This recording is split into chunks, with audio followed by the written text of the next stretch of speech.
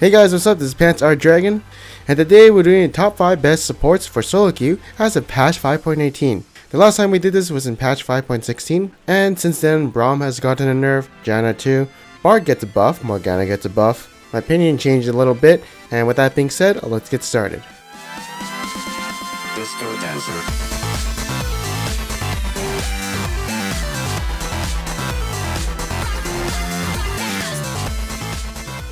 So first up at number 5 is going to be Nautilus. I do feel like not a lot of people are playing him as much as they did before, but definitely he's still a good champion. He still brings a lot of CC, pretty good damage, and really good at locking people down with his ultimate and, all of his other CC.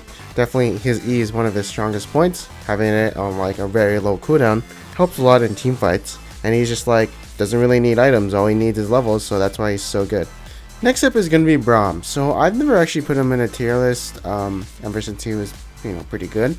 The reason behind that was because I saw people picking him. I just thought he was like okay and average and like kind of like this off pick. But then I recently saw a lot of people were picking him, and then apparently he was meta, even though they were really small buffs to him. Either way, his laning phase is pretty decent, but his mid game and late game are very strong, as his E can definitely block some really big skill shots like Nami's ultimate, and definitely appeal easily for his AD carry with the shield, along with packing a lot of CC with his Q and R. He's also pretty easy to pick up, so I definitely recommend you playing him if you aren't the best in the mechanics department, hence why he's in my champion pool. Up next at number 3 we have Thresh. So Thresh, nothing happened, he's definitely really good at carrying the lane, as he outputs a lot of damage and definitely like very high in the damage department as a support. He also brings a lot of utility since all of his abilities can be used offensively or defensively. He's also got really nice roaming ganks with his Q and E, and honestly probably the best carry support in the game at the moment if you want to climb as a support. Then next up is going to be Janna. She was number 1 before, but she received a nerf to her tornado range, and the AP ratio on her ultimate did go down a little bit.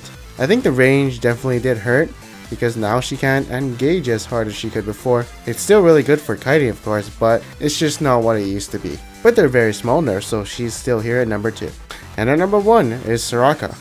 So this girl, I did say she was very strong when the coin did get buffed. I remember getting a lot of hate. I remember thinking, she was a niche champ that I picked up because I thought she was very strong, and she was also very simple to play. So I just picked her up, but obviously maybe some other support mains or whatever had some opinion of theirs and said things like she wasn't the best support, there's definitely better. But fuck them, she's the best, at least in my eyes. I feel like there's so much hidden potential with her. You can easily dive the bottom lane if you're ahead and you're poking them down. But I feel like something like that potential isn't being used yet. There's probably certain team comps that are very good with her, like sieging or something like that. But let's just talk about it in general, and basically, if her team is ahead and the enemy is trying to make some picks onto her team, you can't kill them. If you're trying to go into AD carry, you can't kill them because Soraka's there, and you're literally forced to kill Soraka, otherwise, well, you can't kill anyone on the team. The only thing that sucks about her is that she doesn't have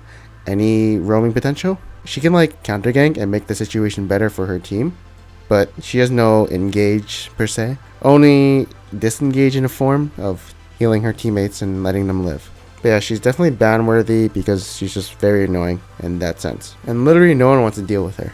Oh, and did you know she was actually my first champion to get the level 5 for the mastery level, along with Mordekaiser, 2 champions that aren't junglers, so that kind of says something that I literally play OP champions.